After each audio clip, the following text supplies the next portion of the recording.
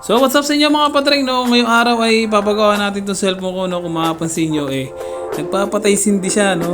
Mga ilang araw na kasing ganito to eh. Hindi ko nagagamit pagka aalis ako or ipupuntahan akong iba. So yun, magagamit ko lang siya pag naka-charge lang. So itong cellphone na to pina-check up ko na dun sa kumpare ko. Yung kumpare ko kasi pang gabi, tas ako pang umaga, no? Para hindi na ako mag-absent siya na yung nag-adjust sa akin.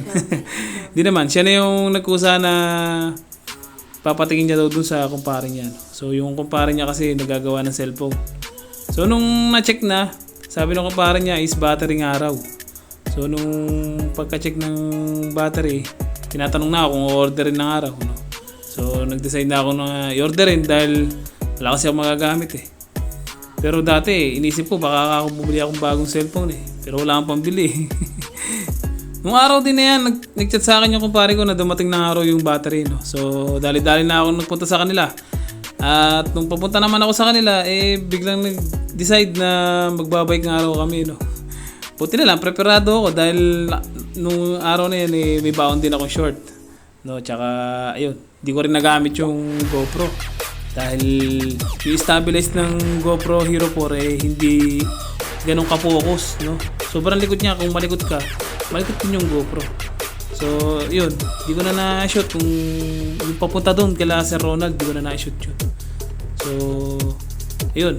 Pakita ko sa inyo paano gagawin yung cellphone natin. Let's go! So, ayan. Nandito na kami ngayon sa bahay ng kumpare ko. Ayan. So, dito, binabaklas na yung cellphone ko, no?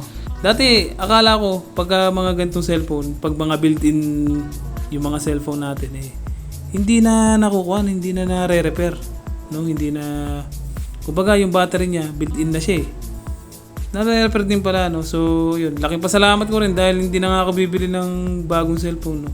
Dahil sakit na naman sa ulo yun. Tsaka wala rin tayong pambiling bago, no? So, yan. Inaano lang ni sir, binoblower lang para mas madali niya matanggal pagkakalapat. Sobrang lapat kasi ng cellphone na yan sobrang madikit yan pag mga basan, no? Lalo na yan, basan yan. So yan, nung natanggal na yung battery, tinanggal na yung lumang battery. Mabusisi din pala yung pagtatanggal nito. Kaya talagang di basta-basta yung nagagawa ng cellphone. Tsaka dito si Sir Ronald sariling bahay niya lang wala kasi siyang shop So sana soon magkaroon din siya ng shop katulad nito na sobrang maingat tong maggawa ng cellphone si Sir Ronald. At ito nga pala yung battery na nabili niya, ito yung kahon niya. Parang made in, di ko alam. Basta yan, sobrang kunat din ang battery. Ito ginagamit ko ngayon itong cellphone ko, no? Sobrang kunat niyan. Talagang alam mo, bumalik ka sa pagka-original na battery yung binili niyang pyesa. Tsaka sobrang mura, no? So yan, after ng baklasan, tanggal ng lumang battery, yan, chinek niya na kung okay yung battery. Tsaka napakalupit ng tropa ko na to. So sana itong video na to makaabot sa kanya, no? Para big salute, sir. At ayun, maraming nagpapagawa sa kanya nung mga time na yan, nung nandiyan kami, marami nagpupuntahang mga kasamahan niya Tsaka ibang nagpagawa ng cellphone. May mga iPhone din na nagpagawa dyan, no? May mga nakapila, mapapansin nyo nandun sa may sulok ng lamesa niya, no? So yun, after lang masubukan at matesting yung cellphone, lagyan niya ulit ng gasket sealant dun sa cellphone, no? Sa may takip mismo na pinagtanggalan. So yun, para mas lumapat, nilagay niya ng goma para mga ilang hours lang, no? Mga isang oras lang magagamit na ulit yung cellphone. So yun mga patreng, no? Ito kagabi inabot na kami ng ulan. Yan, nag-dangerous pa kami ng kumpare ko bago kami umuwi. So yan, nagbike lang kami ng kumpare ko. Tapos nagkape lang ng konti ron sa highway, tapos sumibat na rin kami. So ito yung cellphone na pinagawa ko. Okay na siya. Di na siya nagpapatay sindi. Medyo nahirapan nga lang si Sir Ronald dito, no? Yun, shoutout kay Sir Ronald yung naggawa na ito. Medyo nahirapan siya rito sa takip na to. Sobrang ingat niya sa pagbabaklas nito, no? Kaya may recommend ako na doon kayo magpagawa ng cellphone.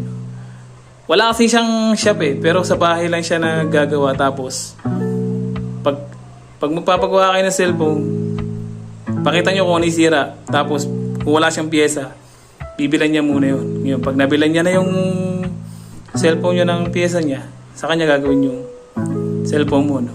Hindi naman kayo rumekta ron. Mas maganda kung re-rekta kayo sa bahay nila, no? Taga Doña siya sa may papuntang Daniels. Kung taga Orani ka o taga Bataan ka, alam mo yung papuntang Daniels, sa may Roman Highway, mayroong vulcanizing shop doon. Sa may kanto ron, pagtanong mo lang yung pangalan ni Sir Ronald, siguro baka kilala siya, no? Basta kung sino man, kung meron kayong ipapagawang cellphone, dalhin nyo rin sa kanya, no? Tatrabaho din siya sa Ecozone, pinakamalapit lang doon, no? Naisingat niya yung paggawa ng cellphone ko, no? Dahil kakauwi niya lang galing trabaho, tapos binanatan niya kagad. Siguro sideline niya rin yung paggawa ng cellphone. Dahil nung nagpunta kami ron, ang daming nagpapagawa. May mga nagpupuntahan pa ron na kukunin na yung pinagawang cellphone. Yun.